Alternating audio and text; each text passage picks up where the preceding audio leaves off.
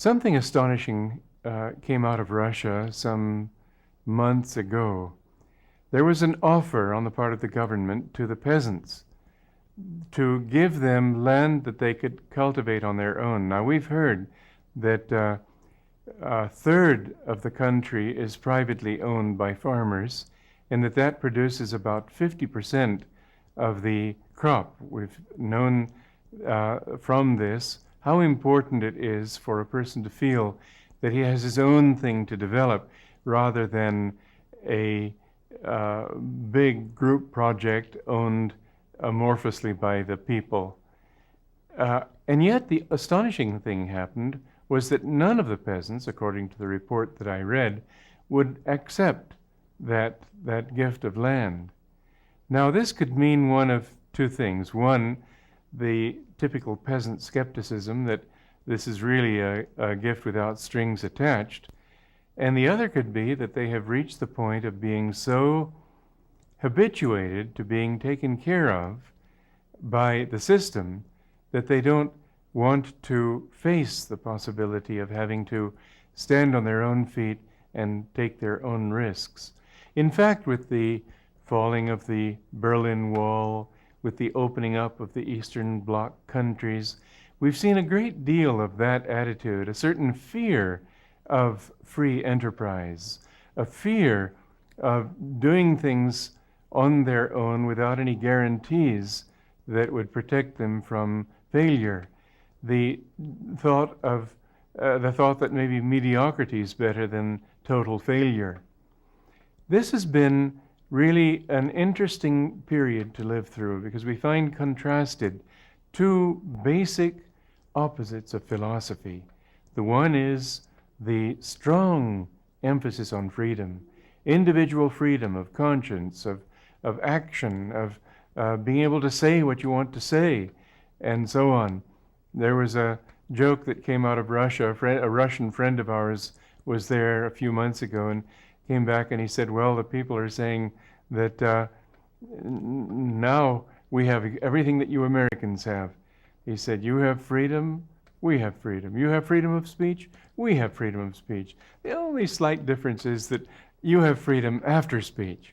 I don't know if this is so, but the truth is that there has been a great deal of emphasis in our society also on, at the expense of freedom, at the price of freedom, giving people security.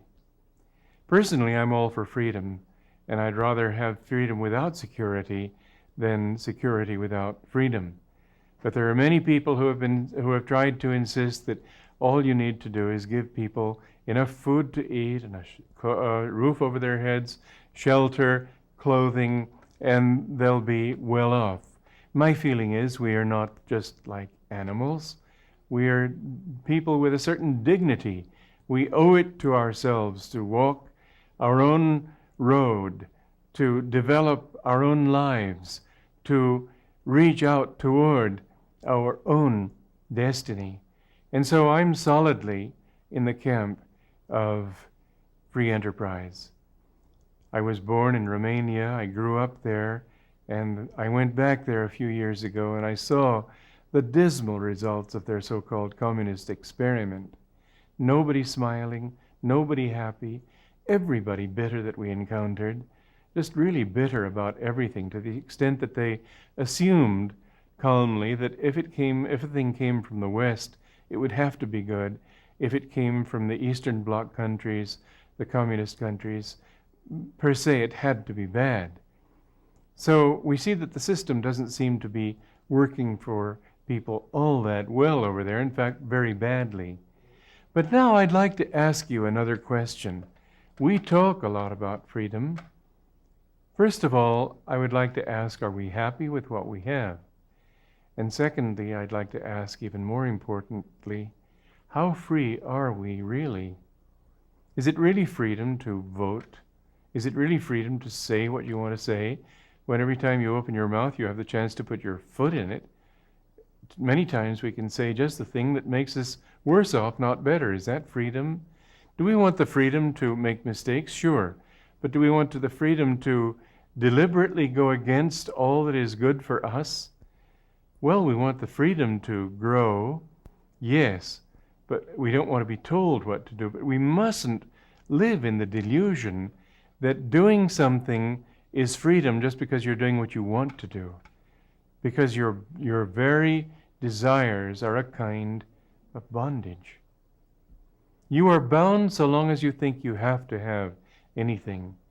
You are bound so long as you can't break out of any little mental enclosure or enclosure of habit or desire that you have built for yourself or that you have allowed to grow up around you. Real freedom is not just being able to go out there and make a fast buck. Real freedom is not just being able to print what you want to. And in fact, I don't know how much freedom we really have. I think that the newspapers are very much guided by a number of policies that you and I don't have a chance to get in on at all. I think that the government prevents us from doing a lot of things that we would like to do. And I don't think that we would be more free if we could overcome these difficulties, these obstacles, these things that we don't like and wish were different. In other words, I don't think that by campaigning for political liberty, we will have what we want. We should have political liberty. We should have the right to vote. We should have all these freedoms that we talk about. What we should not have is the delusion that those things make us free. Because real freedom is of the Spirit. Real freedom is when you can be free in yourself and not bound by any dictate of habit, outward circumstance, or mental conditioning. Now, how do you find that kind of freedom? Some people find it. There's a saying about the French that if 4 Frenchmen will agree on something, the 5th will disagree on principle, just because he would feel the importance of affirming an opposite point of view. Many people think that by being contrarians, being contrary to anything that everybody else is saying, that they are emphasizing freedom. There's no more freedom in that. That's also a kind of conditioning. Some people are doing this, so automatically you do the opposite. What kind of freedom is that? No, if you will really want to find freedom, then what you've got to do is go into that part of yourself that is no longer bound by matter. You need to go into the inner silence. Calm your thoughts in meditation. Calm your feelings. When you can reach the point where no matter where you are, you feel free, where nobody can bug you because you feel free inside, where even if you're in a dungeon, you can find joy because you have it inside, where nobody can take that from you. There was a lovely story of my spiritual teacher, Paramhansa Yogananda. He was standing on a street corner, I think it was in Philadelphia. 3 hold-up men came and with pistols in their hands demanded that he give them all the money that he had. And he fished into his pockets and gave it to them with a smile. He said, I can give you this, it doesn't mean anything to me. But they were sort of a little nervous at this strange reaction. No fear, no resistance, just go ahead. Then he said, but there's something I have you can't take from me. And they were looking at each other saying, what's the matter with this guy? Is he crazy? And then he looked at them with love. He felt God's presence in himself, and he felt God's presence in them. And loving God in them with that power of love that you have when you love God. He looked at them, and they suddenly started to shake all over. And they said, what have you done to us? What have you done to us? We can't live like this anymore. And they just dropped the money and ran as if for their lives. Now, when you can have that kind of freedom where money doesn't really mean anything to you, it's a convenience. But if you don't have it, then you don't have it. You're not bound by this. You don't need to have this, because you have whatever you will ever have. You were born naked, and you will die naked. You were born with nothing, you will die with nothing. You were born with no one except parents around you telling you that you belong to them, but really you've come into this world sort of wondering what's going on. You don't feel a part of it yet. And when you go, it'll be the same thing. You'll leave everything behind, but you will be there. Why not fill yourself with that kind of inner freedom and joy that when you go from this world, then you won't have lost anything. Live your life, Yogananda used to say, in such a way that in the beginning, everybody's laughing happily. You're the one who's crying. Live your life in such a way that when you go, everybody cries, but you are laughing in God and in your freedom in Him. Don't allow anything to condition you. Don't allow yourself to identify yourself as being any particular thing. Some people are so hooked into who they are. I'm an American, I'm a Frenchman, I'm a Russian, I'm a Republican, I'm a Democrat, I'm a man, or I'm a woman, or I'm young, or I'm old, or I'm rich, or I'm poor, or I'm an artist, or I'm a businessman. I remember somebody was telling me in San Francisco, Montgomery Street in San Francisco is you might say the Wall Street of San Francisco. It's the financial district. And he was saying to me, I work on Montgomery Street. He paused with a gasp of amazement and respect, which didn't come. So he had to sort of drive it in. He said, of course, you know what that means. Well, yes, I did know what it meant. It meant ulcers and worries and a lot of self-importance and too high bills for clothing and lots of other burdens and not that much reward. It's nice to have enough money in the bank to go to Mexico if you want to occasionally, or take a trip around the world, but that's not freedom. The freedom isn't doing what you want to do when you want to do it. The freedom is not needing to do it. The freedom is to be able to accept whatever comes and not let it affect you in your own heart. When a person takes from you whatever you have, you become bitter, very likely, don't you? But if you don't feel you ever had it in the first place, then it's his. It doesn't matter. One time Yogananda, this was a lovely story, he was, when he was a boy, his father bought him a motorcycle, a Harley Davidson. Now, this was back in about 1915, and motorcycles were a rarity even here, and certainly they were so in India. And he enjoyed this motorcycle like any teenager would, except that he also had this thought that nothing really belonged to him, because he was seeking God even at that age. And sometimes he would drive it, had a little sidecar, and he'd drive through the streets of Calcutta with his guru sitting beside him and with his orange Swami robes flapping in the breeze and long hair streaming out behind him. People used to call him laughingly the motorcycle Swami. Well, anyway, one day he came home, he was in the home, and he'd left the motorcycle outside, and he came out of the house and he saw a man standing there looking at the motorcycle admiringly. And Yogananda said, "It's beautiful, isn't it?" And the man said, "Oh, if only I had something like this." And Yogananda said, "Really, you like it that well? Oh, it's wonderful." Yogananda said, "Then take it, it's yours." The man said, "What do you mean? I can't afford to buy it." He said, "No, I'm giving it to you." He said, "Just a minute, I'll go in and get the pink slip of ownership and bring it back and sign it to you." And he felt so good inside, because he felt that God had given it to him, and now God wanted it to take it away through somebody else, and let him have it. When a person can be that free in his heart, then you can say that he's free. It's sort of like, I've used this illustration in another of these talks, a person skiing downhill. A person who's centered in himself when he skis, as soon as a mogul comes up and he has to turn left or right, he can do it.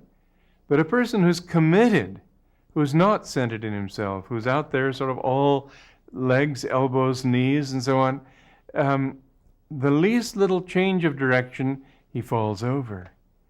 Why? Because he's committed to a different direction. Somebody who's centered in his spine can turn any way he wants to. In fact, I was on the ski slopes a few years ago, and there was a woman there who I saw her. It was sort of painful to watch, because her only way of getting down the hill was to ski diagonally across it, fall down at the other side of the slope, get up, put her skis on, direct them the crosswise across the slope again, diagonally across, fall down to the other side, get up. And so she kept going down the hill. So when I saw her one time at the top of the slope, I said, you know something I found helpful?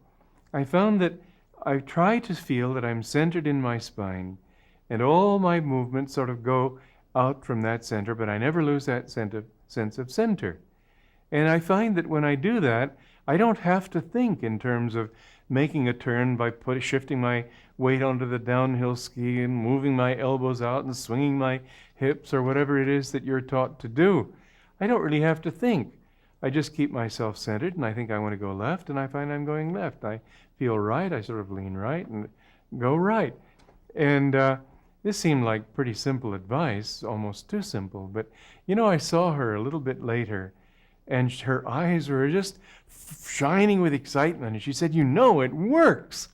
And from then on, she found she didn't have any trouble. Well, try that in your own life. Don't let anybody get you off center.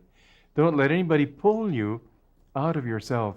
Always try to feel that whatever you're doing, your center is here. You are complete in yourself. And everything else, you can enjoy it for a while, but it's not you. You are none of the things that you think you are. You are simply a spark of consciousness in this great ocean of divine consciousness. And when you go, that's what you'll take with you. And the character that you developed in developing this inner consciousness. How kind you are, how unkind you are, how free you are, how bound you are, how expansive you are, how contractive you are, how calm you are, how restless you are. These are the things that you will take with you that will determine how you live beyond this world. But in this world, to live well, live in the thought that you are free in God, that nothing and no one belongs to you, that you do your best by everyone. It doesn't mean that you become indifferent. Rather, it makes you more willing to help other people, more joyful in your work for other people. But you don't feel that the money that you get matters that much to you. Some people will say, well, you have to be practical. My feeling is that faith is the most practical thing there is.